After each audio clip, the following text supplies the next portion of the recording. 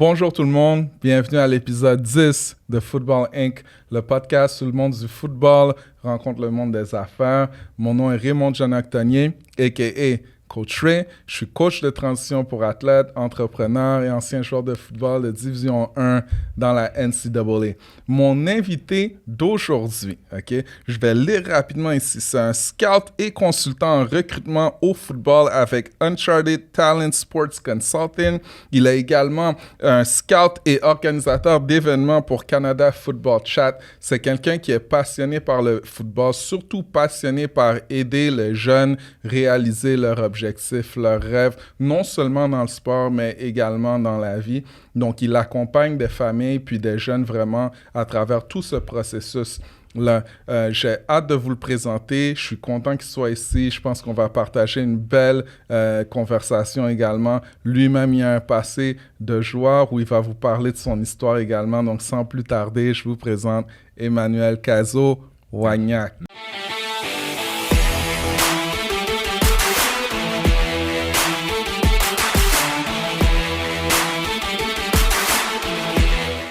Merci beaucoup Raymond. Très apprécié d'être ici aujourd'hui. Cool, mais merci d'être là, bro, vraiment. C'est toujours un plaisir de discuter avec toi. Je pense qu'on va toucher des choses super intéressantes aujourd'hui. Je pense que qu'est-ce que tu fais, c'est très, très, très actuel, disons. Très, très actuel. Donc, en commençant, commence toujours avec la famille. Yes. You know, you're a girl dad, marié. Comment ça se passe? Comment va tout le monde? Tout le monde va bien, man. Écoute, ça fait 9 ans que je suis marié avec ma femme Sheila. On a 2 belles filles qui s'appellent Victoria qui a 7 ans et Mali qui a 5 ans. Donc, on les aime beaucoup. Donc, on est extrêmement contents. On habite présentement à Deux-Montagnes. C'est drôle parce que notre parcours est comme assez... comment dire, moi, je viens de l'Est de Montréal, ma femme vient de l'Ouest complètement. Quand on s'est mariés, on a commencé vraiment au point central de où ce que nous deux on habitait à Ville-Saint-Laurent pendant 5 ans. Puis là, maintenant, on se retrouve à Deux-Montagnes. Tu m'aurais demandé c'est où Deux-Montagnes. Quand j'habitais dans l'Est de Montréal, j'aurais pas été capable de te mettre ça sur la map. C'est juste intéressant comment la vie est. Ça t'emmène dans des endroits où peut-être la meilleure des choses qui peut t'arriver t'emmène dans des endroits que peut-être tu connaissais pas, mais c'est pour ça qu'il faut être ouvert d'esprit. Et, savoir qu'il y a des opportunités partout. Donc, je suis très content de la situation familiale qu'on a. Parfait. Donc, qu'est-ce que je trouve cool de l'épisode d'aujourd'hui comparé à d'autres épisodes? C'est comme je dis, généralement, le football, c'est vraiment un prétexte. Pour parler de plein d'autres choses. On va parler de plein d'autres choses, mais on va parler de plein de football. Ah, c'est ça! Aujourd'hui. Donc, ça, c'est déjà cool. Donc, si tu pouvais nous parler déjà juste rapidement, juste le concept, comme je dis, de scout, consultant, ça fait quoi dans la vie, ça? C'est quoi, en général? OK, good. Fait que je vais parler un peu plus de mon background avant d'être un scout. Donc, bien sûr, j'ai un background en étant un joueur de football amateur. J'ai joué 5 ans pour Sun Youth, Jeunesse au Soleil, pendant que j'étais au secondaire. Ensuite, avant d'aller à Édouard-Petit, je m'étais essayé au Vieux-Montréal où on s'est rencontrés. Fait que finalement, la situation n'était pas la meilleure là-bas. Je suis allé à Édouard-Petit pendant 3 ans en tant qu'étudiant athlète Division 1. Dans leur première année en 2007-2009. Et puis, bien sûr, j'ai fait 1 an à l'Université Concordia en tant que walk-on. C'est là que j'ai vraiment compris que le football, le plus haut que tu vas, c'est plus une business. Ça veut dire comme ça que pour que vraiment tu puisses t'offrir, rester, avoir des statistiques de vraiment qu'un coach met du temps sur toi, il faut vraiment que tu aies la valeur d'être recruté. Malheureusement, c'était mon ceiling et c'est correct.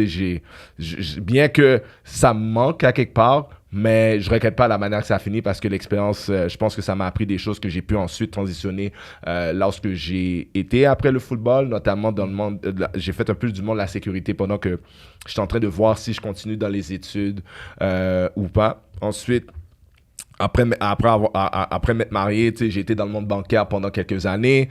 J'ai testé le monde de l'automobile.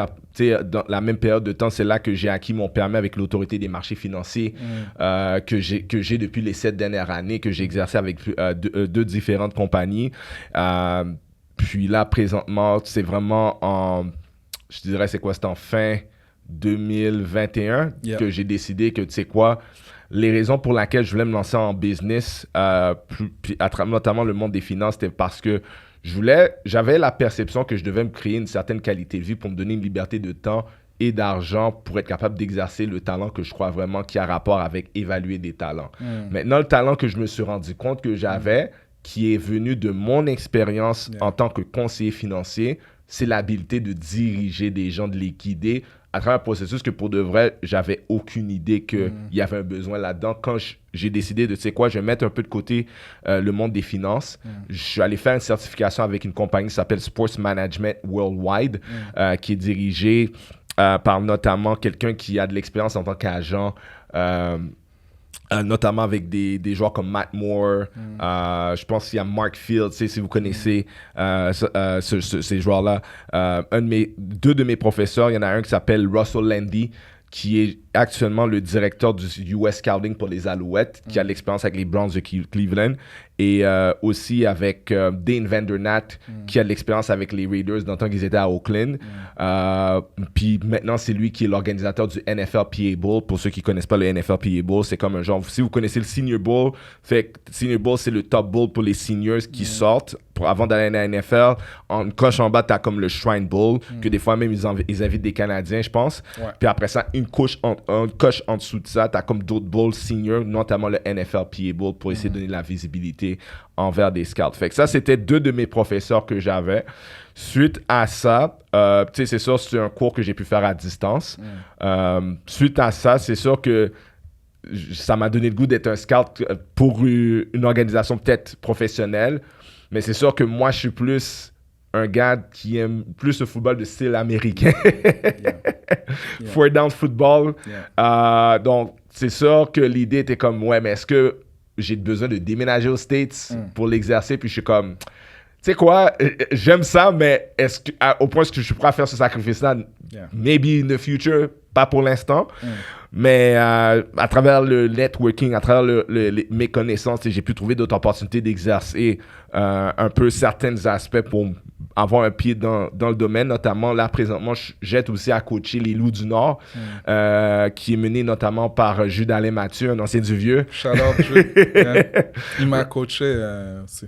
Voilà, exactement. Donc, les Loups du Nord, ça fait 2 ans que j'ai un rôle d'éditeur vidéo. Post-match, plus aussi, j'aide comme coach assistant, notamment à la ligne défensive. Mais ça m'a remis un peu dans le coaching, malgré que ce n'était pas quelque chose que je voulais faire full. Mais ça m'a revenu à voir activement comment les joueurs sont, puis de savoir comment transmettre des directions à des joueurs pour qu'ils deviennent des meilleurs joueurs. Puis ensuite, parallèle à ça, j'ai trouvé l'opportunité avec Canada Football Chat, CFC, qui, en plus, c'est toi qui me l'avais recommandé.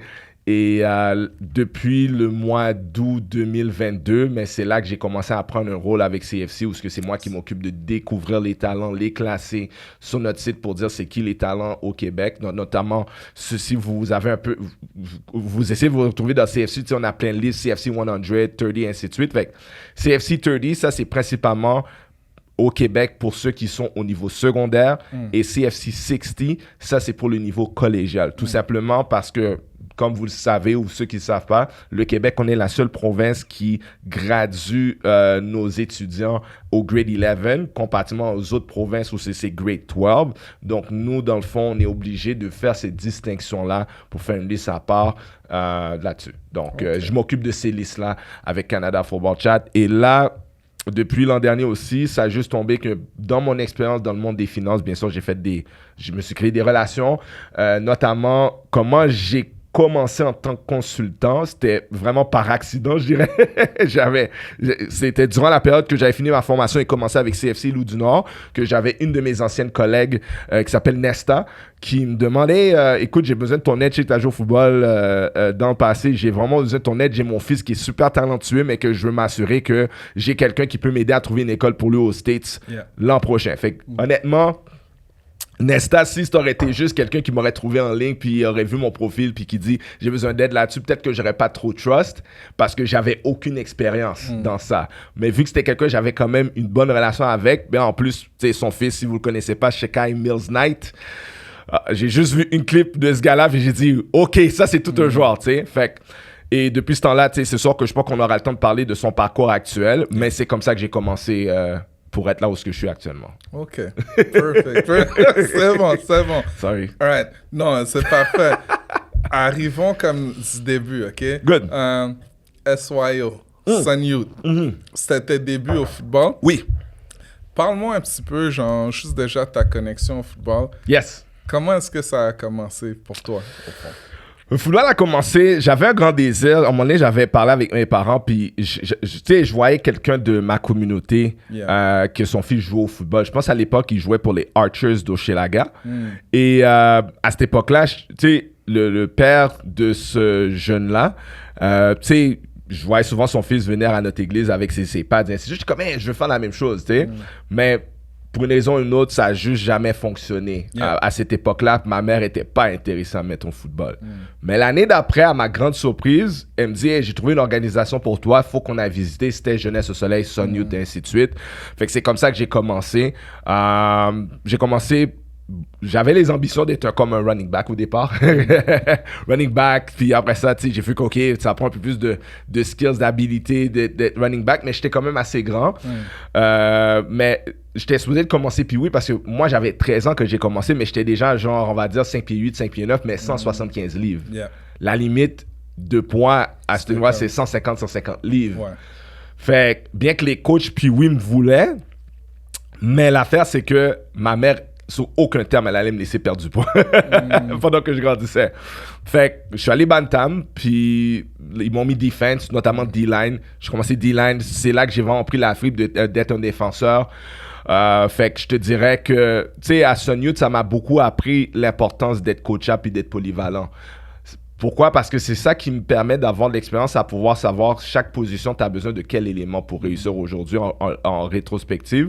Parce que non seulement jouer defense, jouer au line aussi, des fois jouer fullback. Tu sais, c'est juste d'avoir cette habileté-là. Quand t'es, malheureusement, quand tu évolues le plus jeune, c'est pas tout le monde qui veut jouer au football. T'as pas des équipes complètes. Fait que les meilleurs joueurs ont tendance à jouer les 2 phases, voire les 3 phases. Right? Je suis sûr que t'as expérimenté ça. Fait que mon expérience à Sun Youth était basée sur beaucoup développer mon football IQ. Tu sais, on était mené par le grand le Great Earl de la Péral. Rest in peace.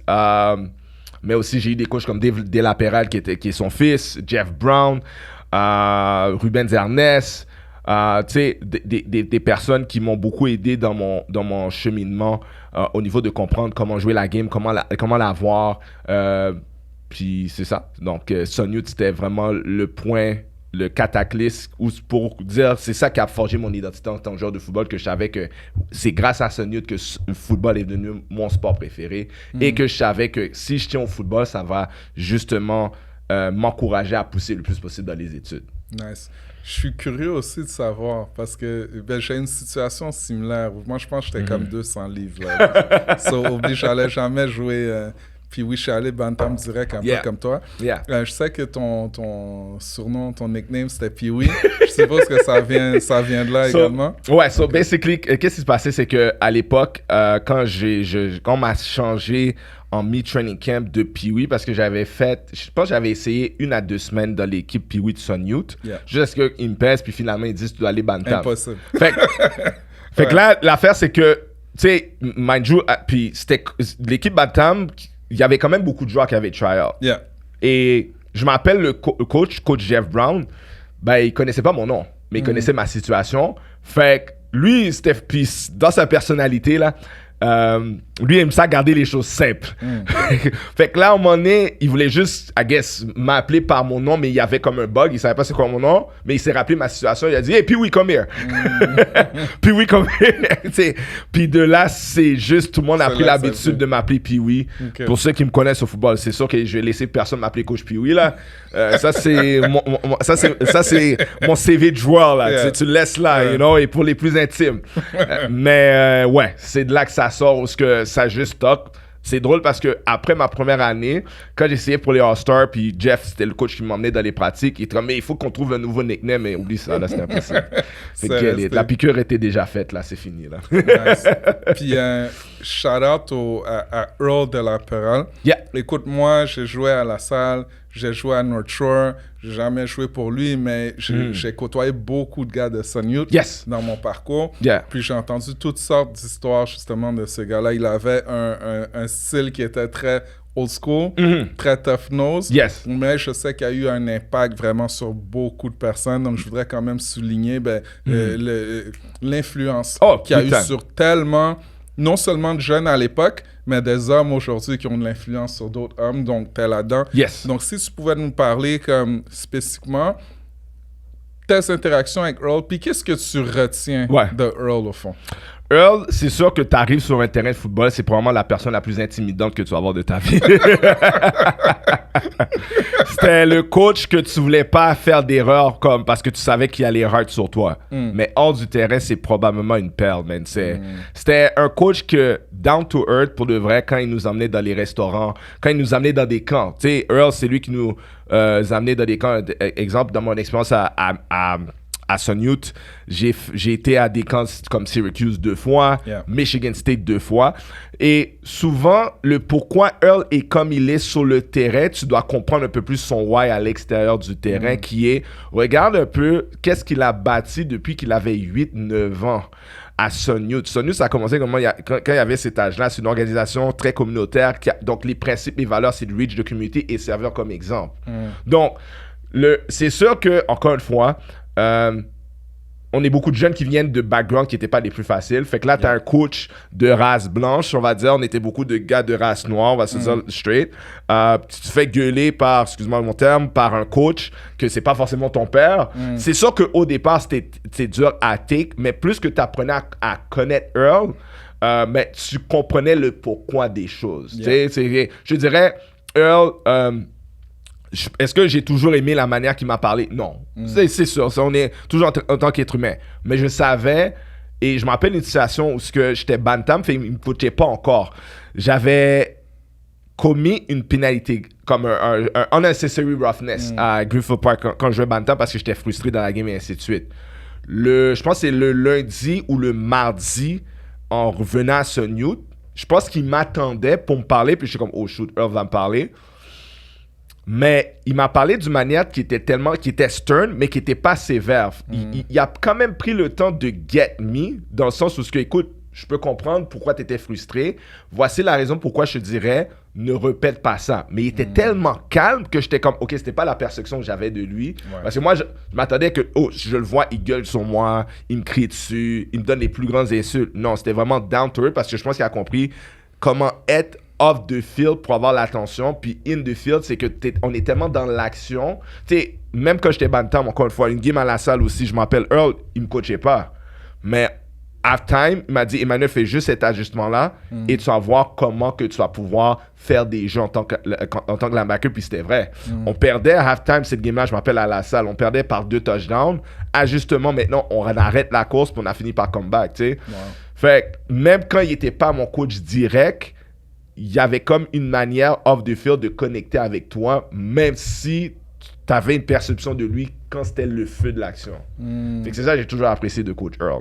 C'est vraiment cool parce que c'est ça, tu as tellement de monde dans ce milieu-là à travers le Québec, à travers, en fait, partout où il y a du football, des gens qui donnent tellement d'eux-mêmes. C'est des bénévoles. Yes. Puis l'impact qu'ils ont, c'est comme incroyable.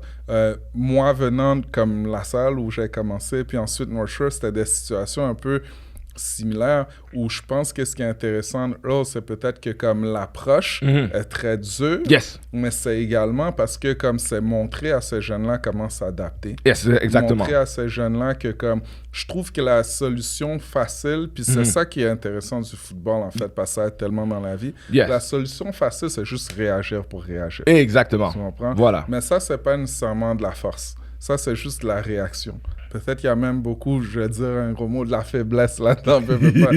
Être capable de se contrôler, être capable de voir les choses pour qu'est-ce qu'elles sont, puis vraiment dicter comment on agit, ben, je pense que c'est un beau legacy. Je veux pas que Earl a donné à beaucoup de jeunes que c'est pas ça qu'ils voyaient autour d'eux. C'est ça. Tu comprends? On a grandi, on allait dans des parties, quelqu'un marche sur ta stylée, qu'est-ce qui se passe après? Tu comprends? C'est pas ça qu'on voyait comme modèle.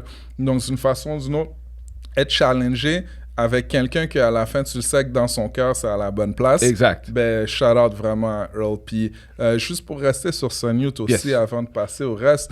Écoute, Sun Youth s'est reconnu, là, il y a eu des joueurs incroyables à Sun Youth. Tu as côtoyé des joueurs incroyables aussi dans ton parcours. Si tu pouvais peut-être me dire, là, un nom, avec un gars que tu as joué à Sun Youth, que comme ça reste vraiment dans ton esprit pour quelque chose de spécial qu'il faisait sur le terrain, puis pourquoi? Julian Feoli Goodino. C'est ça le nom que j'avais en tête également. Disons que le privilège que j'ai eu de jouer un an d'avance à Bantam, c'était d'être capable de jouer avec un gars comme lui. Yeah. Tu sais, j'ai nommé d'autres joueurs que justement que tu connais. Tu sais, cette année, il y avait des great players qui ont fini par faire des grands jeux. Ryan White, on était sur la même D-line ensemble. Il était O-line aussi. Comme, probablement le meilleur O-line que j'ai vu de ma vie comme en jouant.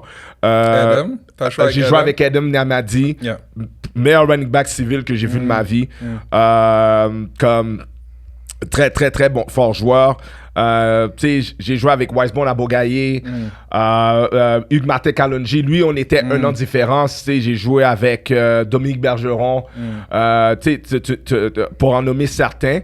Mais Julian, c'était celui que...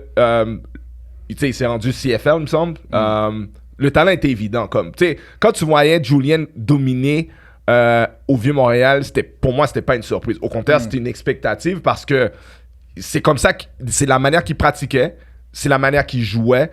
Puis même si Sonny, on n'avait pas les meilleures équipes, tu savais que soit Edem ou soit Julian va donner des problèmes. Même quand on jouait contre North Shore Lions, que c'était les plus fortes équipes, et ainsi de suite, ils savaient que Julian ou Edem allaient leur donner des problèmes. Fait que je dirais ces deux gars-là principalement. Gracia Mombo a été une grosse influence dans mon game par contre, parce que Mombo était probablement le gars j'ai plus appris comment jouer linebacker d'une manière certaine, d'une manière agressive. Il n'était pas le plus grand gars.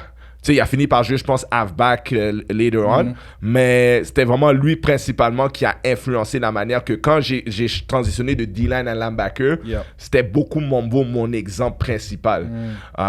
Donc, shout out to him as well. C'était un garçon d'honneur à mon mariage.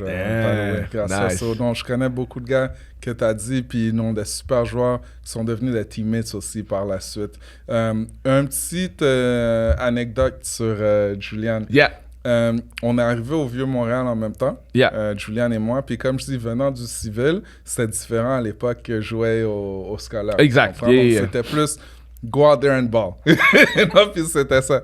Donc, qu'est-ce qui était intéressant? Puis c'est là que j'aimerais transitionner vers ton parcours collégial. Puis qu'est-ce que tu as appris? C'est que quand on est arrivé au Vieux, Julian et moi, pour nous, on venait d'une place où on trouvait qu'on avait le talent pour compétitionner, peu importe qui était là. Puis je me rappelle, la première game à vie au Vieux, tous les deux, là, on était habillés, on était là, mais on était en train de devenir fous sur les sidelines. Je me rappelle, lui, il devenait fou, moi aussi, parce qu'on benchait cette game-là. Puis c'était la première fois. Puis c'était pas une question de talent. Parce que n'importe qui était sur le terrain, c'est nos teammates. On est content pour nos teammates. Mais en même temps, on est comme... Je peux jouer, je peux aider mon équipe. Donc, ça venait plus de cette place-là. Puis, je me rappelle, au fond, là, c'est là que beaucoup de choses ont switché pour moi. Puis, je suis sûr pour lui, je serais curieux de le savoir, mais que comme, peu importe ton niveau de talent, quand tu arrives dans un environnement qui est quand même structuré, qui a un process, qui a une culture, on veut plus que ton talent. On veut pouvoir te faire confiance. On veut savoir que tu sais quoi faire, quand faire. Il faut que tu deviennes un student of the game. C'est beaucoup ça, d'une façon ou d'une autre, que tu fais avec les athlètes que, comme tu mentors. Donc ça, je vais toujours me rappeler de ce moment-là, parce que je me rappelle, je faisais des allers-retours sur les sidelines.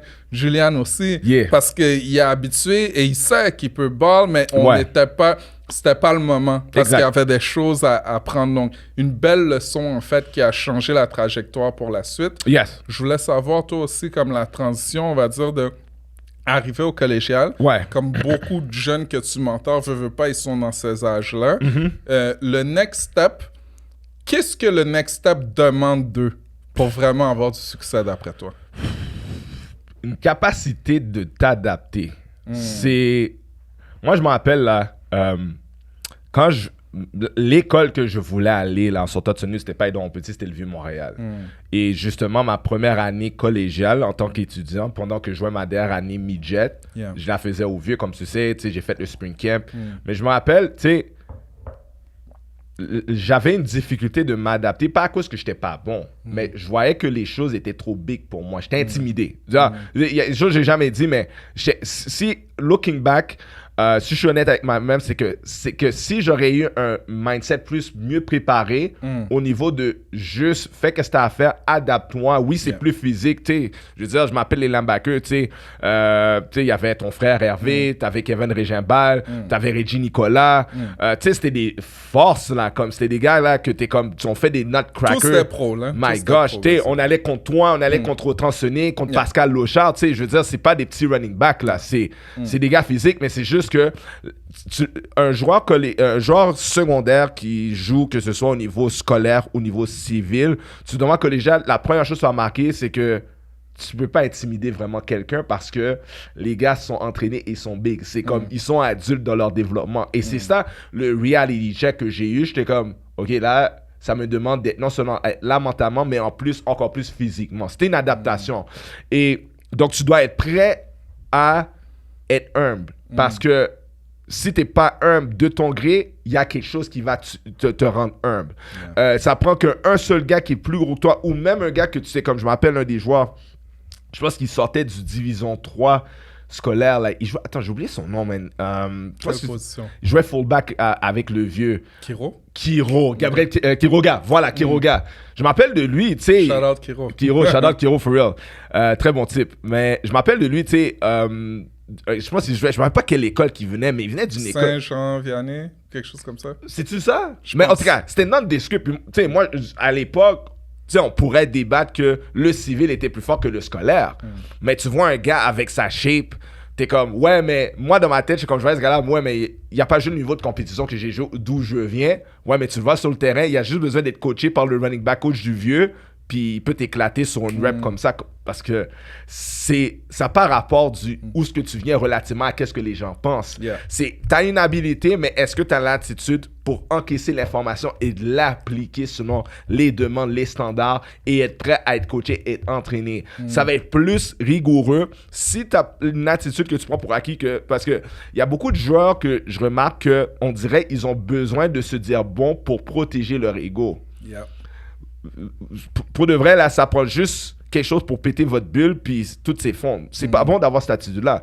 Tu dois avoir une attitude où tu es prêt à toutes les situations, qui est comme, OK, je viens avec une disposition d'être coaché, à savoir qu'est-ce que je connais pas de la game du football, que j'ai besoin de mettre en application, qu'on va m'enseigner, pour que maintenant, je sois capable de non seulement être le meilleur joueur pour moi, parce que le meilleur joueur que possible, parce que si je deviens le meilleur joueur que possible, je vais finir par contribuer. Moi, je suis arrivé à Edon Petit, après qu'au vieux, ça n'a pas fonctionné. J'ai pas start une seule game ma première année. J'étais allé dans une école qui commençait dans Division 1. Fait qu'il sortait du Division 2. La majorité des gars qui étaient là, j'étais comme, OK, ouais, j'ai joué dans des niveaux peut-être supérieurs que relativement parlant, mais tu vois que c'était des balleurs. Tu vois que c'était des balleurs. Même quand je suis arrivé à Edon Petit, mon coach à l'époque, Alain Blondeau, shout out Alain, il me disait, OK, tu viens là, mais il y a tel joueur devant toi, je te garantis pas un spot. Bon, j'ai eu le dernier spot pour la première game qu'on a joué contre FX, la première game ever, collégiale. Mais c'était pas donné. Même ma deuxième année, là, comme à un moment donné, j'avais un vétéran que je mentionnerai pas son nom, mais il sait c'est qui. Il me disait carrément, Emmanuel, je vais être très honnête avec toi, mais je sais pas là si for real t'as un avenir à Edouard comme étant un gars qui va avoir du temps de jeu. Et j'aurais pu accepter ça comme réalité basée sur les faits qui étaient là. Mais ma croyance était différente. Croyance en Dieu d'abord. Moi, je dis que un talent est donné de Dieu. Maintenant, est-ce que tu rends compte dans le sens où ce que tu dis, tu écoutes ce que Dieu te dit ou tu écoutes qu'est-ce que les gens te disent. Moi, j'avais décidé, j'écoutais qu'est-ce que Dieu me dit et comment appliquer. Et donc, ça veut dire que j'écoutais des conseils pour m'aider à justement savoir comment un jour j'allais être un starter. Puis, thank God, à un moment donné, j'étais devenu starter et j'ai jamais, à moins que j'étais blessé, j'ai jamais donné ma position à qui que ce soit. Mais parce que ça demandait 1 an et demi de préparation à ne pas regarder ma position actuelle de non-starter, quelqu'un qui était special team, qui avait des struggles, mais que à cause de la constance et du coaching que j'ai eu, une de mes plus grosses influences à Edouard Petit, c'était coach Patrick Dorvelus, qui était un ancien des Alouettes, shout out coach Pat. Un ancien du vieux aussi. Ancien du vieux aussi, qui a été à Hofstra, et ainsi de suite. Tu sais, c'est que ça m'a permis de porter attention quand lui me coachait à sortir le meilleur de moi. Mais c'est pour ça que c'est important d'avoir la bonne attitude parce que tu sais jamais aussi, là. Une des choses que je recommande à mes joueurs quand ils font, on va dire qu'ils vont aller visiter les écoles, que ce soit prep, que ce soit cégep, interview le coach. Beaucoup de coachs, comme moi, tu sais, j'étais dans la vente, j'étais dans les finances, j'ai même vendu des autos. Une des choses que quand tu veux quelque chose qui est assez inné, quand tu veux offrir quelque chose, c'est que on vend quelque chose. Mais le problème avec la vente, est-ce que tu vends le produit ou tu réponds à un besoin? Tu réponds à une évaluation sincère que tu es comme, j'ai pris ce joueur-là, j'ai pris le temps de voir qui fait partie, c'est le genre de joueur que je cherche dans ma culture et comprenant ce que ce joueur-là, il est capable de faire, mais il veut, voici comment moi je réponds à ce besoin-là. Okay. Tu me suis? Yeah. Donc, mais maintenant, où ce que je veux emmener ça, c'est maintenant aux joueurs de savoir quel genre de questions poser pour savoir comment je peux identifier que ce coach-là va sortir le meilleur de moi-même. Que c'est un coach division 1, 2 ou 3, on s'en fout. Parce qu'à la fin de la journée, tu sais, j'avais une conversation avec un joueur durant l'off-season qui me demandait, coach, tu sais, c'est un joueur que j'avais fait des camps avec, puis il me demandait est-ce qu'il devrait switch de position s'il va aller plus loin. Moi, je lui ai dit, la chose que tu dois regarder, c'est plus quelle est la destination que tu veux avoir. OK? Et tu as deux choix de voyage. OK?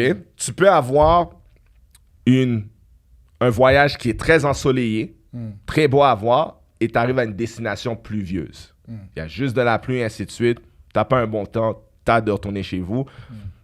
Ou le deuxième choix, c'est que tu as un voyage qui est très turbulent, beaucoup de pluie, tu capotes ta vie. Il y a des ajustements, comme moi, dernièrement, quand j'étais allé à Tennessee, il y avait un délai de voyage, il y a même eu des trucs. Mais quand je suis arrivé à la destination, elle était ensoleillée, elle était agréable. C'était la destination que j'avais prévu être. Donc, si la destination que tu veux être te demande de changer de position, tu prends quel choix? Est-ce que tu prends le chemin confortable, le voyage confortable, mais qui va avoir une destination incertaine, ou tu es prête à faire le sacrifice de même prendre le chemin qui est peut-être un peu plus ardueux, mais qui donne une destinée certaine. Fait que des fois, le parallèle que je veux faire, c'est que beaucoup des jeunes, je pense qu'on leur inculque trop, à la même manière que je faisais le parallèle avec Quiroga, on les inculque trop que il faut que ce soit division 1, 2, 3.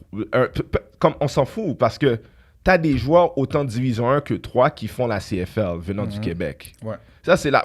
Comme je me rappelle, là, quand j'étais allé à Concordia, le meilleur receveur recru qu'on avait, c'était Chris Bassin. Il sortait de division 3, Champlain-Saint-Lambert. Mais il était tellement gifted, il était un peu raw, mais il a fini par faire la CFL. Je veux dire, des fois, on sous-estime qu'il peut y avoir autant des bons coachs dans tous les niveaux, mais aussi le talent. Au fait, les coachs ont besoin de talent à coacher. Oui, peut-être les écoles division 1, 2, 3 vont avoir relativement un peu plus de ressources le plus haut, qui sont réputés d'être. Je ne peux pas retirer le track record qu'un Vanier a, qu'un Vieux-Montréal a, qu'un Saint-Df a, qu'un Limoilou a. Mais est-ce que ça veut dire que pour tous ces joueurs-là qui vont prendre des décisions basées sur la réputation que les écoles ont, est-ce que ça veut dire qu'ils vont trouver le ou les coachs idéaux pour leur cheminement?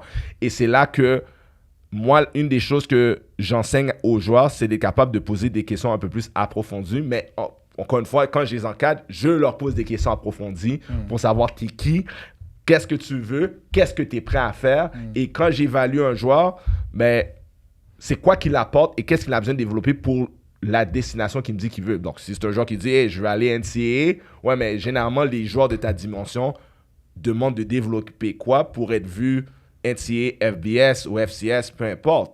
Mais j'ai besoin de lui communiquer pour que je sois à dire, OK, parfait. Maintenant, dans tous les coachs que tu as interviewés qui t'ont dit telle affaire, lequel te ressort le plus d'éléments, pas juste dans qu'est-ce qu'il t'a dit, mais dans son track record qui montre qu'il est capable de développer comme ça. Ouais. Je trouve ça super intéressant, qu'est-ce que tu dis.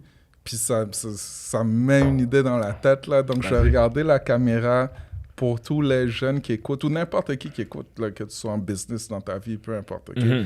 Parce que c'est important qu'est-ce que tu as commencé dans ton parcours, OK? Yes. C'est all success is successful adaptation.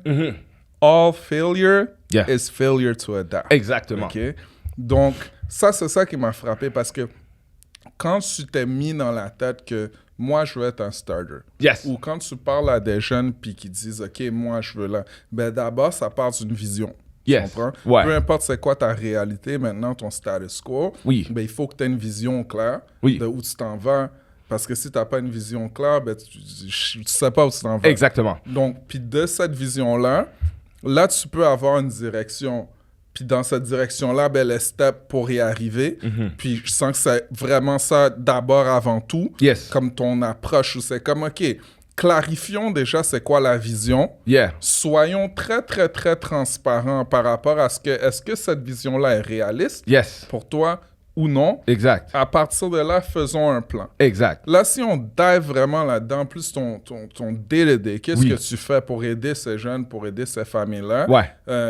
Qu'on s'entend, c'est une opportunité qui vient une fois dans Exact. la vie. Oui, On t'as fait juste du une sport. fenêtre. Ouais. Puis on s'investit, là, on aime ça, les jeunes, ils aiment ça. On l'a vécu, veux Ouais. pas. J'ai eu l'opportunité, mais veux pas, ben, ça vient une fois. Ça vient une Right? fois. Ouais. Donc, avant tout, parce que je sais qu'il y a eu toutes sortes de conversations Oui. à travers tout ça, Ouais. parce que c'est nouveau Mhm. au Québec. Ouais. J'aimerais que tu commences déjà à nous parler Mhm. de comme ta vision aussi du football québécois, Yes. des opportunités qu'il y a ici, OK. sachant que tu viens également de ce système-là, d'une Ouais. façon ou d'une autre. Donc, tu n'es pas contre ce système-là. Non, du tout. Right? Donc, si tu peux déjà commencer par parler de ça, Ouais. puis après, on va transitionner par, OK, ben là, on regarde ici, ben si on ouvre un petit peu, what else is out there? Oui. Tu comprends? Parfait. Donc, commençons comme ça. Première des choses, je suis un méga fan du football collégial. Extrêmement méga fan de toutes les 3 divisions. Parce que, selon moi, je me rappelle quand je commençais à revenir, je checkais une game Vieux-Montréal-Convanier, j'étais comme, mais check-moi la rapidité de jeu, man. Comme les gars, comment ils exécutent, ils ont l'air d'être coachés, le genre de talent qu'il y a, et ainsi de suite. J'étais comme, ça me donnait vraiment des goosebumps parce que ça me faisait rappeler quand moi je jouais au collégial, puis que c'était une merveilleuse expérience là-dessus. Maintenant, la chose que je prône, c'est que le football, quand tu arrives la transition du collégial au universitaire au Québec, c'est sûr qu'on passe d'un football de 4 essais à 3 essais, qui est plus les règles canadiennes que tu trouves dans le reste du Canada. Au Québec, ce qui est particulier, c'est qu'on joue du football à 4 essais jusqu'à ce qu'on arrive universitaire. C'est sûr que moi, encore une fois, c'est pas que je dis que le football à 3 essais est mauvais. Qui je suis pour dire que c'est mauvais? À la fin de la journée, c'est si t'aimes ça, t'aimes ça. Je suis pas là, je vais pas dire regarde pas ça. C'est juste moi personnellement, j'aime mieux le football à 4 essais, style américain, et aussi moi je suis un gars qui aime ça à créer des opportunités ou aider les gens à en trouver. Il y a bien plus d'opportunités dans le football à 4 essais. Maintenant, ce que j'essaie de combler, c'est plus de montrer que le football québécois au niveau secondaire et collégial devrait être vu en termes de ressources de talent potentiel comme un État aux States. OK. Je suis convaincu que si maintenant des Rivals.com, des 24/7 Sports, des On3 viendraient au Québec, ils évalueraient beaucoup de gars et probablement on serait aussi fort, sinon plus fort que beaucoup d'États sans que Jean Mosson. Là-dessus, je ne vais pas créer vraiment une conversation, un débat là-dessus. pas aujourd'hui en tout cas. Mais la chose que c'est sûr que une des choses que je veux donner respect, c'est à la RSEC. La RSEC, sans la RSEC, je ne sais pas comment que moi, j'aurais des opportunités d'évoluer dans le football, notamment au niveau collégial et ainsi de suite. Mon but, mon objectif est de aucunement dévaloriser la RSEC. Au contraire, on doit être capable de se dire que nos organisations ici est d'abord principalement dans le but de fournir et d'aider le produit de la RSEC, surtout au niveau universitaire. Parfait. Mais l'affaire, c'est que moi, il y a une raison pourquoi je ne suis pas directement attaché à une organisation collégiale ou scolaire. C'est que moi, le joueur qui peut devenir une exception à la règle et qui a besoin d'être vu rapidement pour qu'on lui donne des opportunités, comme selon moi, oui, il y a Mathieu Bergeron qui vient de se faire drafter. Il y a Benjamin Saint-Just qui est dans la NFL. Tu as beaucoup de joueurs. Pour moi, il y en a plus. Est-ce que ça veut dire qu'ils sont tous des grands, gros, rapides gars comme ces gars-là? Non. Mais ils ont assez d'aptitude, selon moi, que si ces mêmes gars-là, dans mon évaluation, ils auraient été dans un état aux States, ils se seraient fait offrir. La différence n'est pas le talent. La différence est juste de où ce que le joueur est situé pour être vu. J'ai emmené 8 joueurs à travers 4 camps différents l'été dernier. J'en ai 2 d'entre eux qui, ces 2-là, sans que je les mentionne, ces 2 gars-là sont présentement au collégial Division 2. Ces 2 gars-là se sont fait autant parler par des écoles Power 5 que des Group of 5. Et j'ai même pas mentionné FCS, là. Donc, c'est des gars que t'es comme, OK, tu sais, t'en as un qui s'est fait garder pour un extra workout dans une position différente. T'en as un autre qui est comme, hey, tu sais, il s'est fait voir par un coach comme, OK, tu sais quoi, ouais, j'ai un peu de familiarité avec le football canadien. Toi, honnêtement, t'étais probablement le meilleur athlète à la position que j'ai vu. Je vais garder contact avec toi pour que lorsque tu gradues, je te considère à te offer. Mais je parle que j'ai été, voici les camps où j'ai été. À Temple, en Philadelphie, à Maryland, OK, comme College Park, Maryland, à Liberty, qui est dans l'État de la Virginie, et à l'Université South Florida à Tampa Bay. Yeah. On n'est pas... toutes ces écoles-là, qu'est-ce qu'on a en commun? Donnez-moi la dernière fois que vous avez la preuve qu'il y a eu un coach ou un scout de ces écoles-là qui sont venus activement voir le football collégial pour trouver des joueurs. C'est quand la dernière fois? Donc, mais imagine si ces joueurs-là ne se seraient jamais présentés non plus. Comment que ces coachs-là auraient pu avoir la chance de peut-être évaluer à dire est-ce que c'est des gars qui peuvent évoluer dans notre domaine ou pas? Parce que je pense que le plus gros défaut que je dirais qu'on a peut-être systématiquement pour les joueurs qui peuvent se rendre NCAA, c'est que la première des choses, que notre système n'est pas accentué à les préparer là-dessus. Beaucoup de ces joueurs-là, ils arrivent trop tard dans le processus pour même qu'on leur donne une chance réaliste d'être évalués. Je donne un exemple. Si tu regardes même le processus NCAA au niveau académique, on dit aux gars de se préparer même depuis leur grade 9, leur secondaire 3. Nous, c'est en réaction. Ah, OK, si t'es bon, deuxième année collégiale, mais OK, fine. Troisième année, back in the day. Ben, nous, c'était ça. Mon frère et moi, on a perdu plein d'opportunités parce qu'on savait pas. C'était la dernière année qu'on a commencé à... Puis on a eu une chance, il y avait qu'est-ce qu'il y avait, mais si c'était 1-2 ans avant, you know. Exactement. Et c'est pour ça que c'est important moi, en tout cas, moi, ma mission, c'est de personnaliser ça pour le joueur que, soit depuis le secondaire ou soit en le rencontrant dans le parcours collégial, que je vois qu'il y a une shot, c'est de personnaliser le parcours pour lui. Maintenant, est-ce que tout le monde va aimer ça, Ray? En toi et moi, on sait que non. Mais il y a une limite. Moi, je crois dans la vie, il faut que tu choisisses tes batailles. Dans le sens où c'est pas d'avoir peur des naysayers ou des adversaires. C'est tu crois que tu as quelque chose qui est éthique, moral et légal à fournir en service. C'est comme, tu sais, imaginez notre société, on dirait, parce qu'on a un gros taux d'obésité, mais c'est sur ça que McDonald's va décider si McDonald's accepte que des gens achètent des burgers et des frites. McDonald's serait où comme business? Il serait où à donner une expérience que des gens peuvent se rendre au McDo puis juste avoir un bon temps pour manger de quoi ensemble, fast food wise et ainsi de suite. McDonald's, son principe n'est pas d'éduquer les gens sur comment manger, c'est d'avoir un bon temps à bien manger. That's all it is. Mais si c'était sur la base de mérite physique, c'est qui mériterait d'aller au McDo? Mais ici, des fois, le gap qu'on a aussi, c'est qu'on a trop souvent, j'entends beaucoup un discours, malheureusement, que le gars a besoin de se prouver au niveau collégial avant de considérer d'élever un tiers. Moi, j'ai toujours... La première des choses à qui que le joueur appartient, c'est à ses parents. Si le joueur a assez de fibre athlétique et assez d'attitude... Oui, le football collégial, je ne dis pas qu'il y a des coachs qui ne peuvent pas le sortir le plus que possible, parce qu'à la fin de la journée, même si je travaille avec des joueurs, les personnes qui vont probablement connaître le joueur bien plus que moi dans ses in and out habits, c'est les coachs qui le coachent actuellement, que ce soit scolaire ou collégial. Mais ce que je dis, c'est que vu que notre système n'est pas fait forcément pour influencer dès un taux départ à ressortir peut-être le NCAA player de ces joueurs-là, mais des fois, on doit aussi se poser la question, est-ce que réellement, dès le départ, on leur donne une chance réaliste d'être préparés dans l'éventualité qui pourrait l'être, à la place de réagir last minute, comme tu l'as mentionné. Toi et ton frère, vous avez fini par NCAA, mais probablement, qu'est-ce qui dit qu'à la place d'être FCS, vous n'auriez pas été des Power 5 players. Parce que l'affaire, c'est que... Ben, en fait, oui, sans te couper. Non, moi, je crois, mais oui. C'est comme il y avait les Wisconsin de ce monde, les Minnesota de ce monde, même les UCLA de ce monde. Mais c'était juste tellement tard dans le processus que ça n'avait plus d'offers. Ben, exactement. Voilà. Parce qu'on ne savait pas. Voilà. Puis c'est important, et le pourquoi que c'est important de aider les kids qui démontrent déjà les capacités.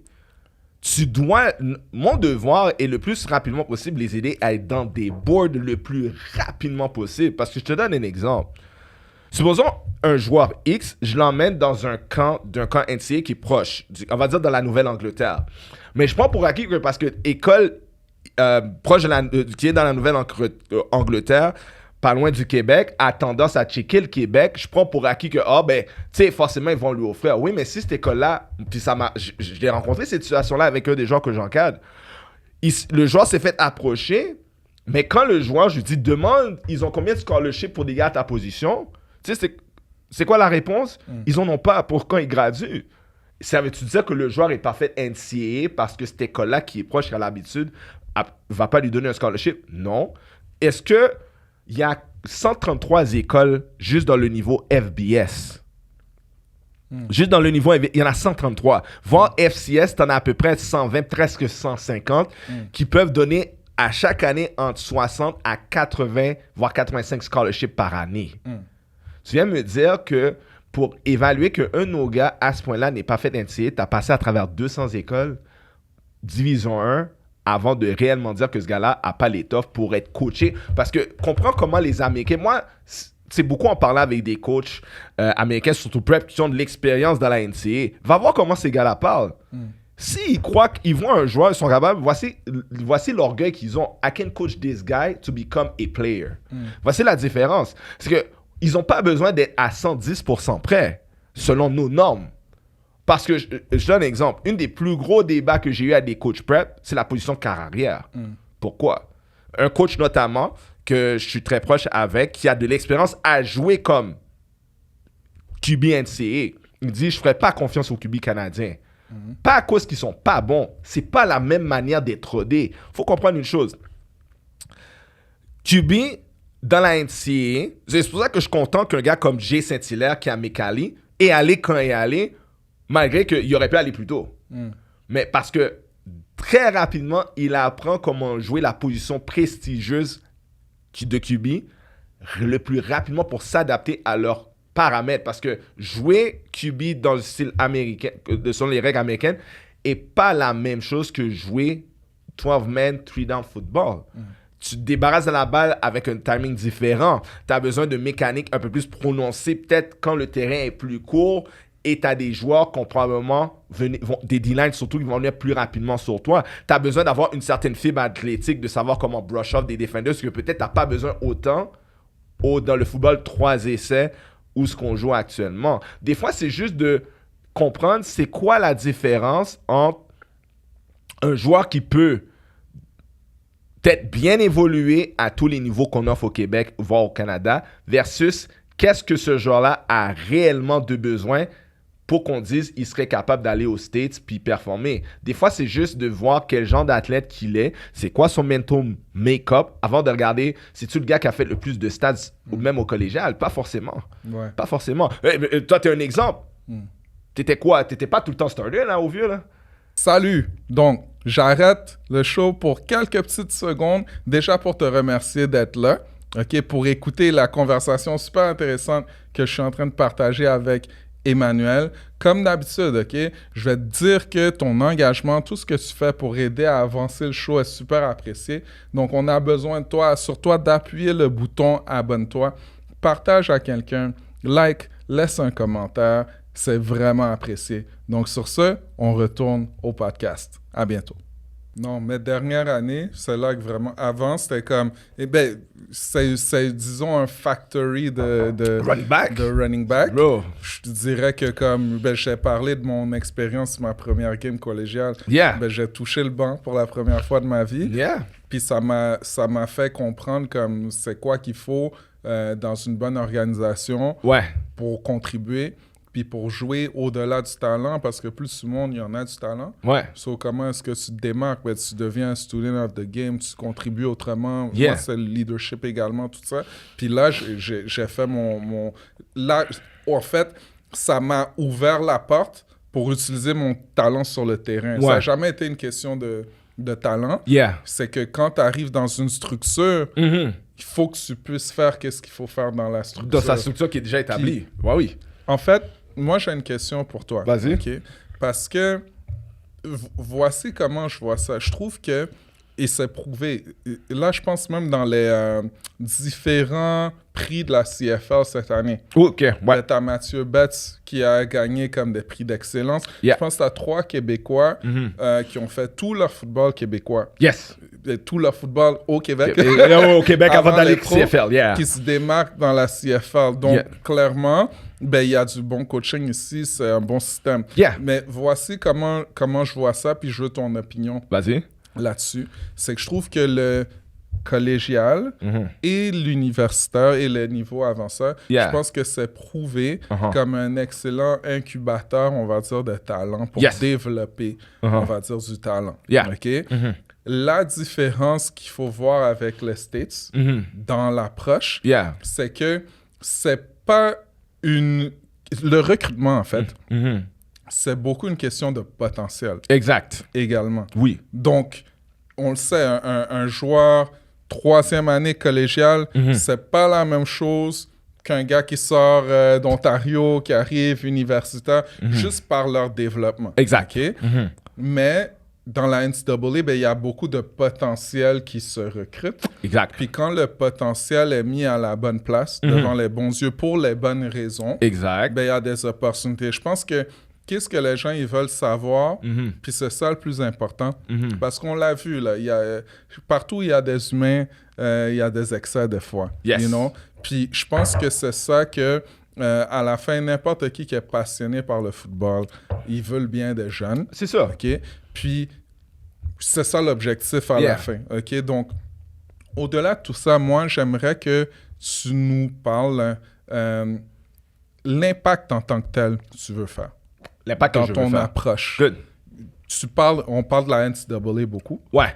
On parle d'un chemin qui est différent. Il y a différents chemins qui mènent à Rome. Yeah. Tu parles d'un chemin différent qui peut passer par des high schools, par des preps, etc. Yeah. Mais ultimement, là, Rome, hein, Ouais. c'est quoi pour toi? Puis je pense Oui. que ça, ce serait intéressant que les gens ils comprennent que Ouais. ben, on est à Football Inc., là, le podcast, mais idéalement, ben, OK, je donne l'exemple de mon frère ou plein d'autres gars qui ont joué pro. Oui. Ton objectif, c'est de te rendre pro. Good. Ouais. Live it up. Vis-le. Ouais. Quand c'est fini, Who will you becoming? qu'est-ce que tu fais? Ouais. Qu'est-ce que tu as eu pour t'amener là? Ouais. Donc, c'est plus ça, le Rome là, que tu construis où Ouais. tu guides ces jeunes-là. Yes. C'est quoi? Et toi, tu prends juste un chemin différent. Yes. Puis explique pourquoi tu prends ce chemin. Ce chemin-là, OK. Mon rhum à moi, c'est de voir le plus de joueurs que possible qui se font offrir des full ride scholarships dans la NCAA Division 1. Pourquoi, au fond, d'après toi? Tout simplement parce que je crois, la première des choses, je crois sérieusement à la valeur de L'éducation? l'éducation. Il y a ça, mais l'éducation qui est clé en main joint au meilleur environnement athlétique. et aussi athlétique pour te développer. On parle de... tu vas être... Et en plus de ça, c'est de dire, est-ce que tu as le genre de gars qui peut être mis dans la meilleure plateforme pour optimiser ton potentiel professionnel? Donc, je donne un exemple. Tout le monde qui me connaît sache que le joueur que j'aide le plus, c'est Shekai Mills Knight, qui est actuellement à Baylor School, puis que cette semaine, il y a eu 2 offres de Ole Miss et de l'Université de Cincinnati, 2 écoles Power 5. Est-ce que Shekai, avec tout son talent, aurait eu ces 2 offres-là en étant, on va dire, Division 1 collégiale à sa première année? La réponse est probablement que non. Bon, peut-être si des coachs veulent me challenge, go for it, il n'y a pas de problème, you know where to reach me. Mais l'affaire, c'est que non, parce que pour moi, ce que j'ai regardé avec Shekai, je vous donne un exemple, même pour son processus prep school, il y avait plein de prep school qui nous approchaient. Quand la mère de Shekai me demandait « T'en penses quoi? » c'était pas basé sur est-ce que j'aime le coach ou pas.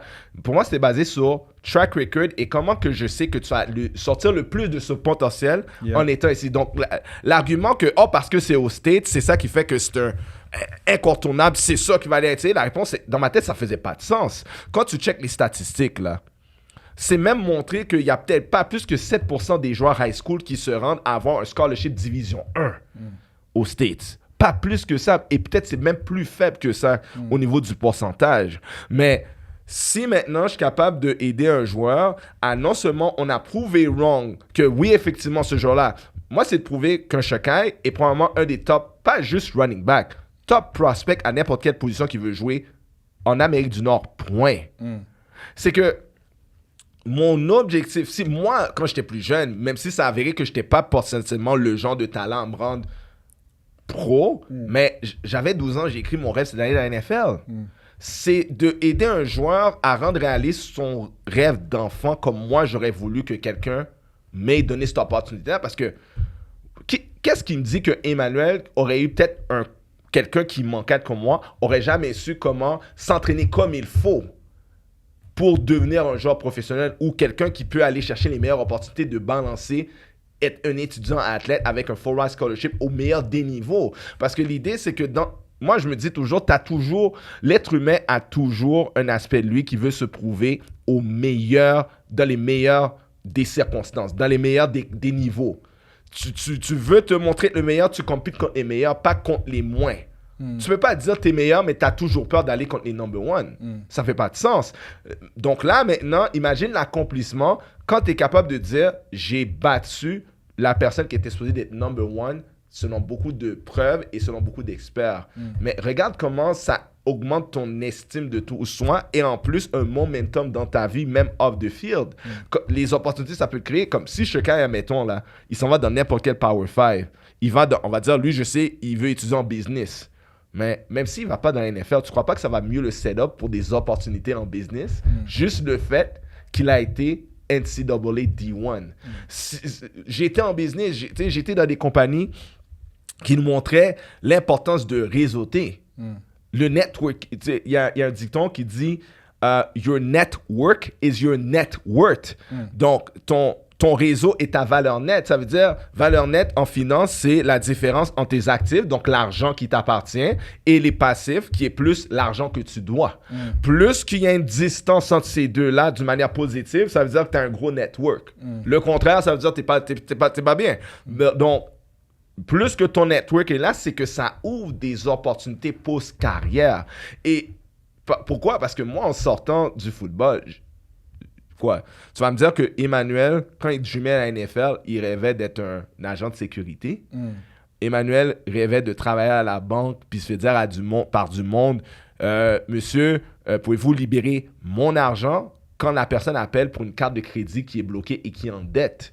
C'était pas ça mon rêve. C'était pas ça ma vie idéale. C'était un sentiment d'accomplissement qui était en lien avec le football et une certaine qualité de vie à offrir en retour à ma famille qu'on ne pouvait pas avoir en habitant, en grandissant à Saint-Michel, en grandissant à Anjou, en grandissant dans des coins que nos parents, en venant de l'extérieur, bon, shout-out à ma mère, Solange, right, et à mon père Jean, mais en venant, genre, de l'extérieur du Canada, eux, ils sont venus nous donner une certaine base de qualité de vie qui est de sortir de pays du tiers-monde à venir ici. Nous, c'est de dire comment augmenter ce potentiel de qualité de vie-là. Donc, humainement parlant, on veut chercher les différentes manières que, hey, si j'ai un full ride scholarship, ça veut dire j'ai pas besoin d'être en pré-études. Mais ici, on sait combien que les gens, là, même à l'université, sont dans des pré-études. Regarde le nombre d'athlètes qui sont obligés de travailler parallèle à être à l'université ici. Et après ça, regarde les statistiques qui montrent quand les jeunes, même quand les gens graduent universitaires, en moyenne, en 25 à 30 000 en prêt et bourse.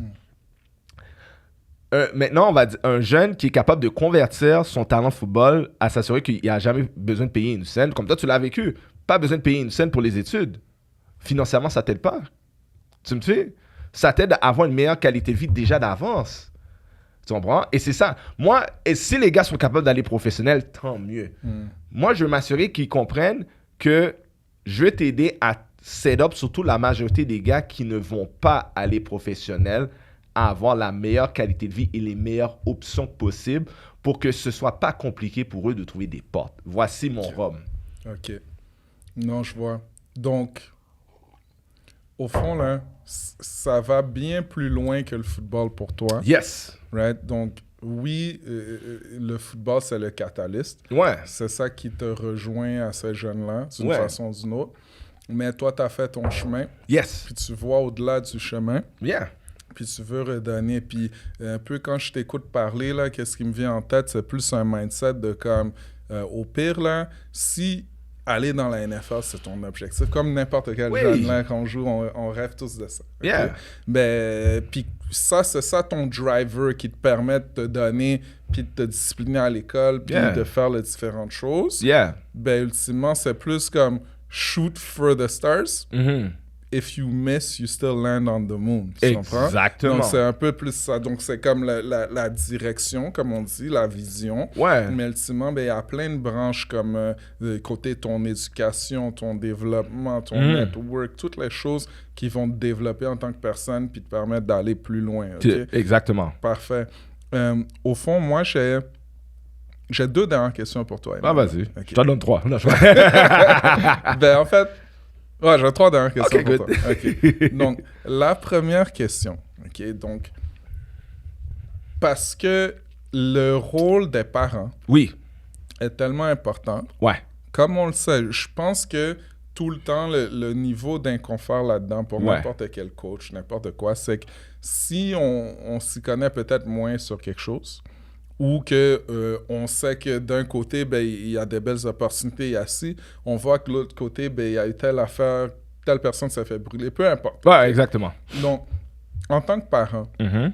qui veut supporter leur enfant le plus possible, Yes. OK, qu'est-ce qu'ils doivent regarder? OK, quand je rentre quelqu'un dans mon cercle, OK. OK, Mhm. OK, ben, mon fils, il est vraiment motivé par quelque chose. OK, good. Il est prêt à entreprendre, peu importe. Moi, là, à la fin, là, j'aime le football parce que lui aime le football. Yes. Mais qu'est-ce que je veux, c'est qu'il évolue dans la vie, qu'il soit heureux, qu'il fasse quelque chose de bien. OK. OK?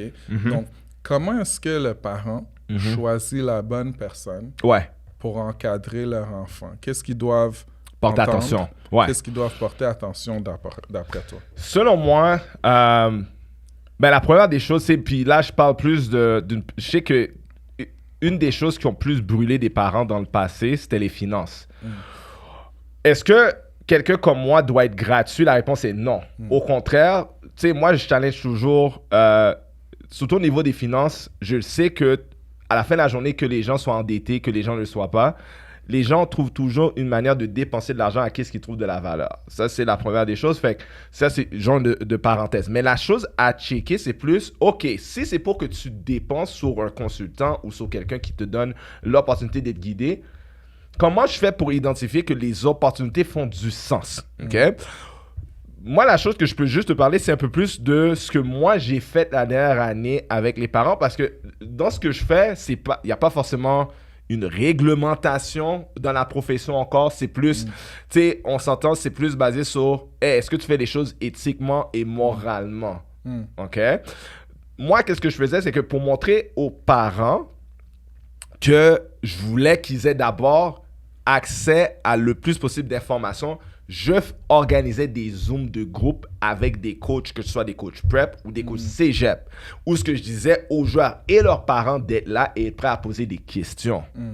Parce que moi, mon rôle, c'est d'identifier les programmes que je sens qui ont l'air de faire du sens, surtout si le parent comprend que tu es peut-être le gars qui va porter attention, comme moi, porter attention à l'information qui pourrait l'aider à un peu plus se rapprocher de la possibilité NCA, qui est pas le mandat des écoles ici. OK?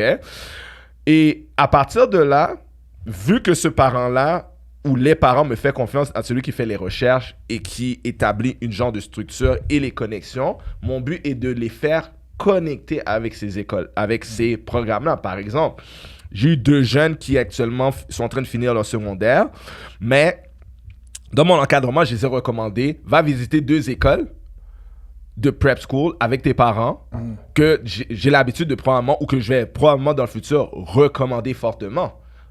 Créer des relations, t'introduire.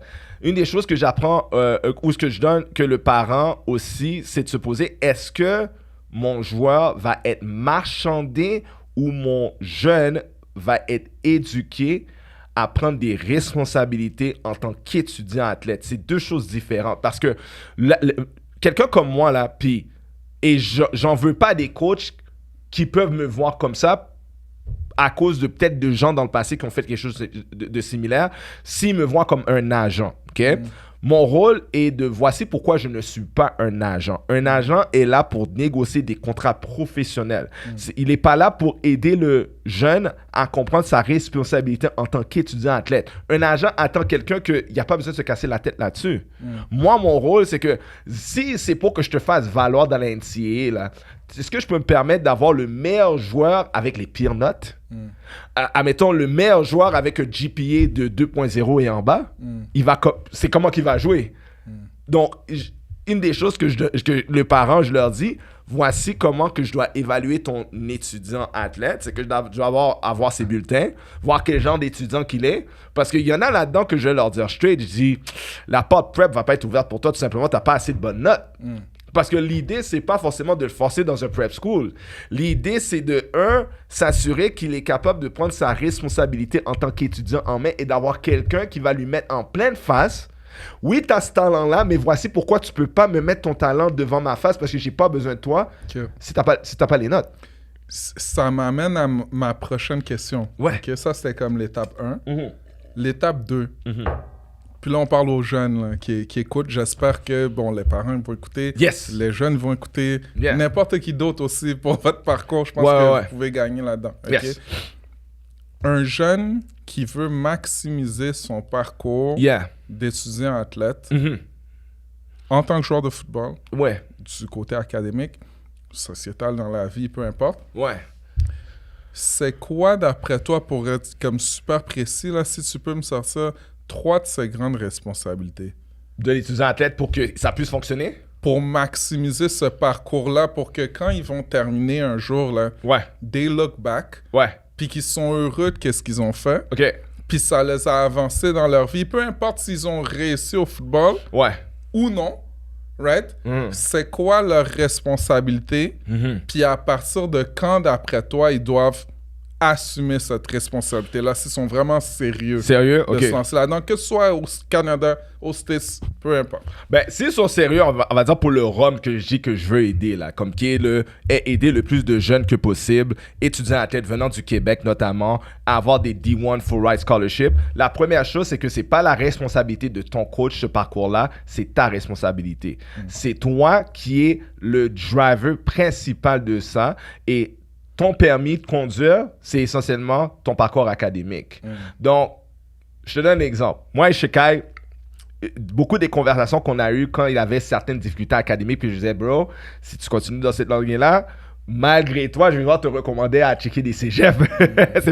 C'est pas une discussion le fun. Parce que la réalité, c'est que, mais peu importe les raisons pourquoi il avait des failles, je devais le ramener à focuser sur qu'est-ce qu'il est capable de contrôler. Parce que oui, il va toujours dans la vie, mesdames, messieurs, il va toujours avoir des circonstances hors de votre contrôle. Focus à qu'est-ce que tu peux contrôler et au up. Tu as 2 mains, tu as 2 pieds, tu as une tête, tu es en santé, tu es capable d'étudier, tu es capable de te lever tôt, tu es capable d'être 15 minutes avant le cours. Tu es capable d'être en avant de la classe. Tu es capable d'aller dans des tutorats à la place d'aller chiller, à la place d'aller clubber, à la place de, jouer aux jeux vidéo. Si tu es capable de faire ça, donc, il faut juste que tu prennes responsabilité de ton pouvoir décisionnel. C'est pour ça que moi, j'aide à juste prendre des meilleures décisions. Donc, je vais te ramener. Ça, c'est, donc, que le joueur honore à sa responsabilité. Deuxième, le rôle des parents. C'est top de dealer avec un parent qui va juste, comment dire ça? Tu sais, moi, quand j'étais plus jeune, on m'appelait un spoiled kid parce que ma mère me chouchoutait. Thank God que le football m'a ramené à la réalité, que je devais mériter beaucoup de choses parce que disons que c'est tough que si un parent vient juste dans la perspective que son joueur est le meilleur sans être capable d'écouter des feedbacks constructifs de comment les personnes peuvent percevoir ce joueur-là dans le marché. Encore une fois, c'est revenir à ce que je disais tout à l'heure. Quand il y a du monde qui ont besoin de se dire « je suis bon par manque de sécurité », je ne peux que intervenir à certains points. Je ne suis pas un psychologue, je ne suis pas un thérapeute. Ça, c'est ma femme qui est ça, là. OK? Mais parce que moi, la collaboration, c'est de comprendre que je vais te donner des critiques qui peuvent être tough à prendre. Et le parent doit comprendre que je vais être tough comme ça avec son enfant. Quand c'est nécessaire, as-tu les tripes pour le prendre ou pas? Ça, c'est le rôle des parents. Et la troisième chose, les parents et les joueurs sont responsables de choisir qui laisse coacher le joueur. Voici qu'est-ce que je veux dire par là. OK? Tout le monde peut vous promettre des choses. L'affaire, c'est que dès que tu te commets à un programme, prep ou cégep, tu rentres dans les conditions du coach. C'est pas la faute du coach s'il instaure des règles que tu as la misère à suivre. C'était à toi de faire les vérifications avant de commettre au programme. Voici qu'est-ce que je veux dire. Pour que ça fitte avec ce que tu cherches dans ta vision. Ouais, je sais où que je veux en venir. Souvent, quand je parle à des jeunes, ils disent « Ouais, quand je suis venu, le coach m'avait promis qu'il allait m'emmener dans des camps, il allait faire ci, faire ça. Finalement, c'est pas arrivé. Donc, maintenant, c'est de savoir pourquoi tu as cru le coach facilement. C'est pas pour dire que les coachs sont menteurs. C'est pas ça que je dis. C'est pour ça que je dis, et c'est pour ça que je dis pas que les coachs sont responsables dans qu'est-ce que je dis. Les coachs doivent répondre à l'agenda que leur école leur demande, qui répond à la RSEC. Faut pas oublier ça. Mais le rôle du joueur et du parent est de tenir compte de ça et de pas faire l'aveugle. Et c'est pour ça que je leur dis, tenez compte de ça. Même si un coach te dit, j'emmène des kids dans les camps NCAA, est-ce que forcément c'est une question qui est assez approfondie pour avoir les éléments? Ça peut l'être pour certains coachs, ça ne peut pas l'être. C'est pour ça qu'il faut avoir une attitude de interviewer les coachs pendant le processus, que je suis en mode où j'essaie de trouver une école, la meilleure des écoles pour mon joueur, mon fils qui veut aller cégep ou prep. Parce que c'est de la même manière que je vais dire, c'est pas tous les coachs. Je dis à beaucoup de kids qui sont approchés par des coachs sur Twitter ou X maintenant, qui viennent des States. « Viens ici, tu vas avoir une meilleure opportunité pour aller NCAA. » Non, pas forcément. Regarde le football collégial. Nomme-moi une province au Canada qui a actuellement plus de starters venant d'une seule province que le Québec. On a Benjamin Saint-Just et Mathieu Bergeron. Un joueur qui vient de Division 1 collégial, un autre qui vient de Division 2 de programme qui est actuellement en Division 3 Thetford Mines. Je suis sûr qu'il y a beaucoup d'États qui n'ont pas autant de starters dans la NFL que nous, on a. Donc, ça veut dire que le football collégial, au niveau de compétition et du programme, peut fonctionner à quelque part à aider un joueur à se développer dans le but d'être assez habile athlétiquement pour aller dans la NCAA. Mais le problème, c'est que si tu ne vérifies pas le parcours académique et tu n'as pas vérifié l'encadrement académique, mais ça va être facile de juste croire, ouais, t'as entendu NCAA, ça veut dire que tu crois le coach parce que tu es désespéré. Non, les vérifications, moi, ce que j'enseigne aux parents, c'est voici de quelle manière vérifier. Et maintenant, quand ils vous disent ça, allons vérifier le track record maintenant. Depuis les 10 dernières années, c'est combien de joueurs que réellement cette école-là ou ce cégep-là, ou même ce prep school-là a envoyé dans la NCAA.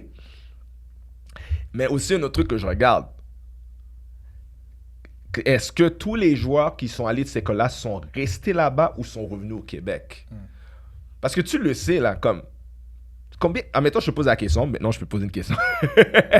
C'est quoi la fortitude mentale que ça demande à un joueur pour même être au niveau FCS NCAA, selon ton expérience à toi, versus ce que ça demande au niveau collégial? Ben, je l'explique tout le temps. Chaque fois que j'ai l'opportunité de parler à des jeunes, c'est pas le Club Med, là. C'est pas des vacances.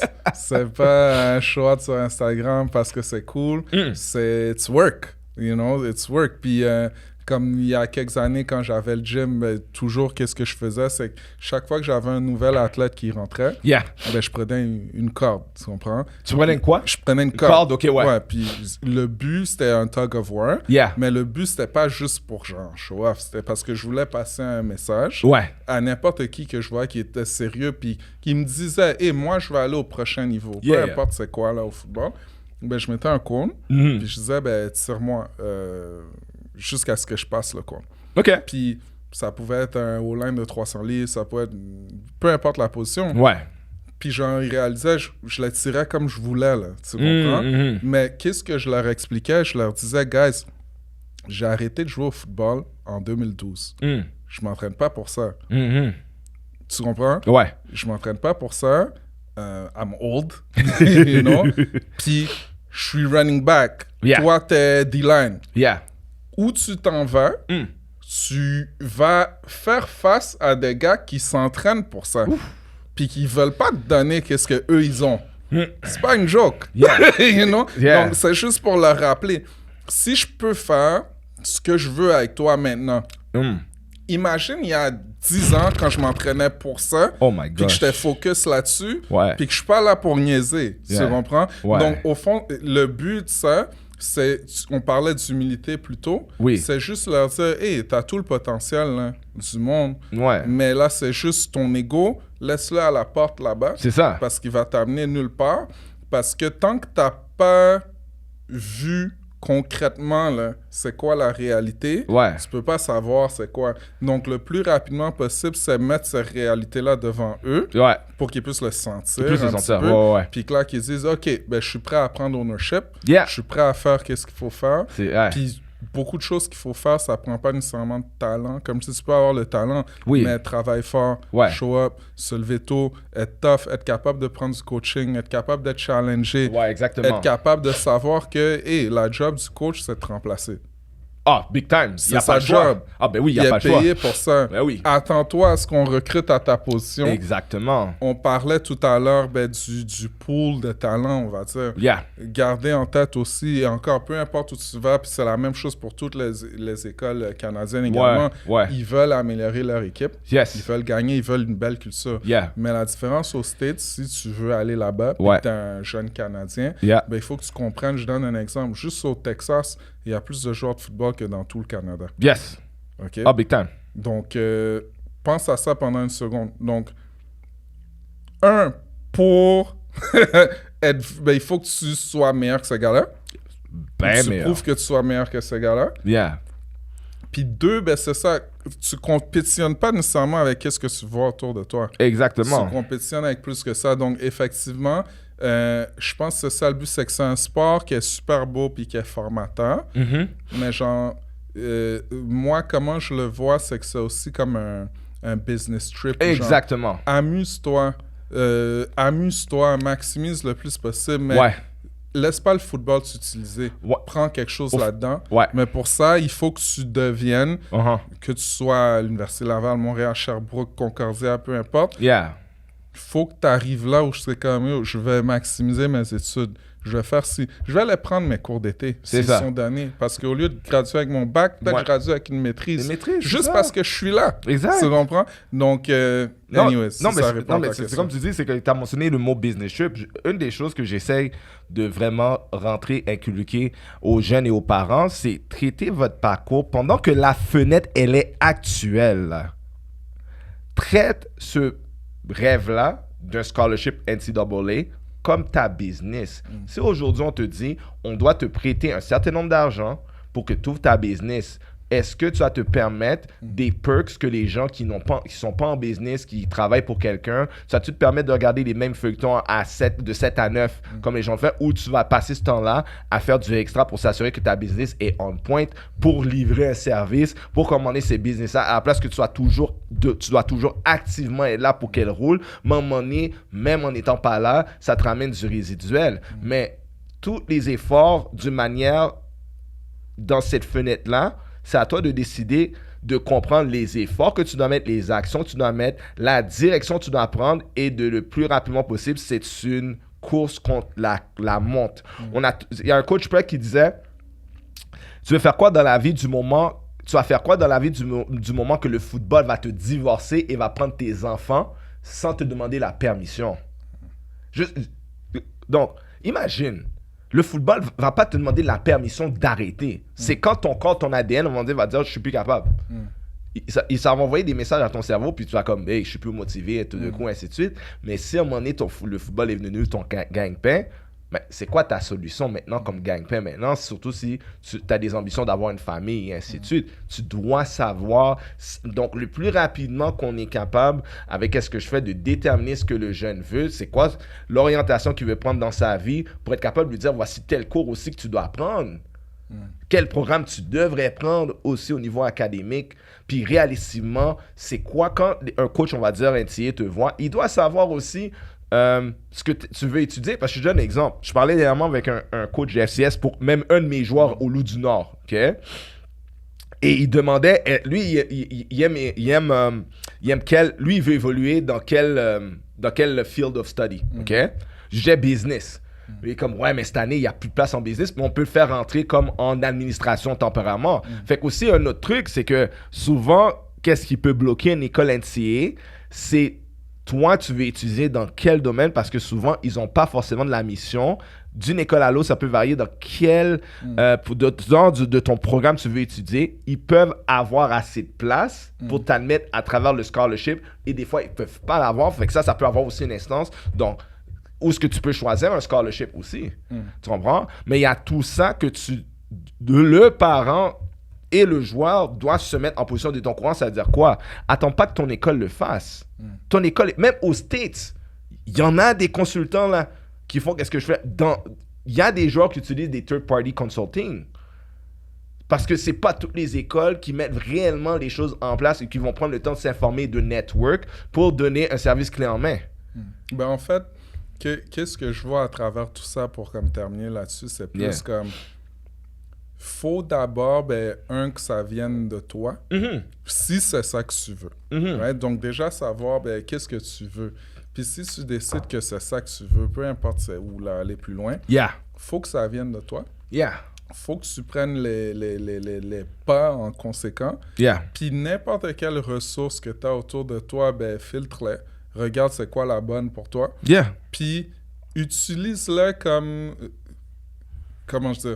Maximise ces ressources-là comme un complément. Genre, mets pas tous tes œufs disant que genre ça, c'est mon sauveur. Ouais, exactement. Parce qu'à la fin, c'est ton parcours sportif. C'est ça. C'est ta vie. C'est toi qui es en contrôle de ça. Puis genre, le voir comme ça. Puis au fond, ma dernière question, Emmanuel. Yes, sir. Great conversation today, by the way. Je pense que beaucoup de personnes vont être capables de t'échoer des trucs là-dedans. Thank you.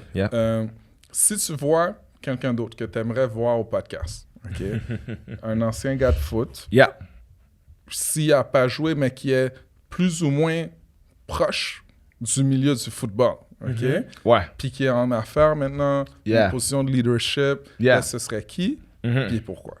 Jean Agenor de All Athletic. OK. All right.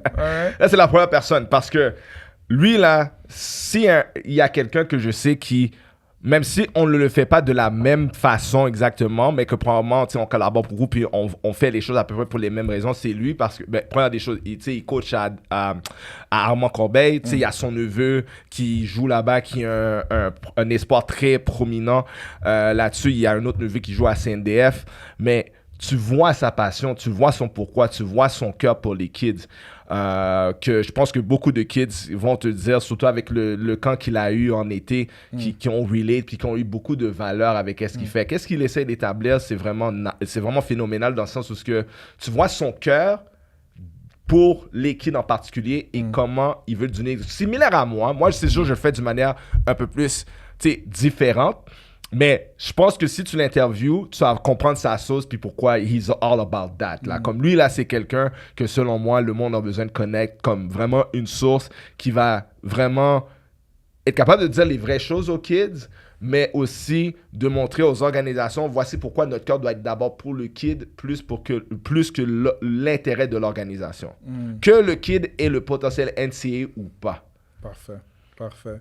Mais écoute, Merci, Emmanuel. Ça fait plaisir. Super belle conversation aujourd'hui. Yes. Honnêtement, je veux terminer là-dessus. Comme je dis, mon but tout le temps, c'est aider les ex-joueurs de football à devenir pro. Yes. Okay? Indirectement, ceux qui sont dans la game en ce moment, j'espère qu'ils prennent de ces choses-là. N'importe qui, que ce soit relié au football ou non, puis que tu es intéressé dans l'entrepreneuriat, que tu veux être une meilleure version de toi-même, monter dans ta carrière, j'espère qu'ils prennent des choses d'aujourd'hui aussi. Yes. Yes. Moi, j'apprends tout le temps. Yes. Je te remercie d'être ici. J'apprécie ta passion pour les jeunes. Yes. J'apprécie ton engagement aussi pour avancer le football québécois. Yes. OK, peu importe. Puis je trouve qu'il y a plein de bons acteurs pour vrai à travers le Québec là-dedans qui le font à leur manière. Je pense qu'il y a de la place pour différentes choses. Yes. Je pense aussi que c'est important de plus voir qu'est-ce qui nous relie plutôt que qu'est-ce qui nous sépare. Exact. Right? Ouais. Donc, si aujourd'hui c'était une plateforme pour permettre de montrer une différente avenue, si ça a aidé n'importe qui, je t'en remercie. Right? Donc, merci Ray pour je voulais dire ça là-dessus, for sure. Merci à toi pour l'opportunité. Donc, je prends pas pour acquis. Perfect. Donc, tout le monde, ça c'est l'épisode 10 de Football Inc. Okay, avec Emmanuel Cazot-Wagnac. Comme d'habitude, okay, je vous le répète, le nom du podcast, c'est Football Inc. Donc, il y a un échange qui doit se faire maintenant. Okay? Moi, qu'est-ce que je vous demande? C'est si tu as appris quelque chose aujourd'hui, si tu as été inspiré, si... je sais pas, ça va t'aider maintenant dans ton parcours, que tu sois un parent, que tu sois un jeune, que tu sois un entrepreneur, que tu sois dans ta carrière, peu importe, que tu sois un fan du podcast, clique le bouton abonne-toi, partage à quelqu'un, laisse un commentaire. Ça aide le show à grandir, puis c'est ça le but ultimement, OK? Donc, sur ce, on se voit la prochaine fois. Football Inc., rappelle-toi, c'est là où la victoire, elle va beaucoup plus loin que le terrain de football. Take care, guys.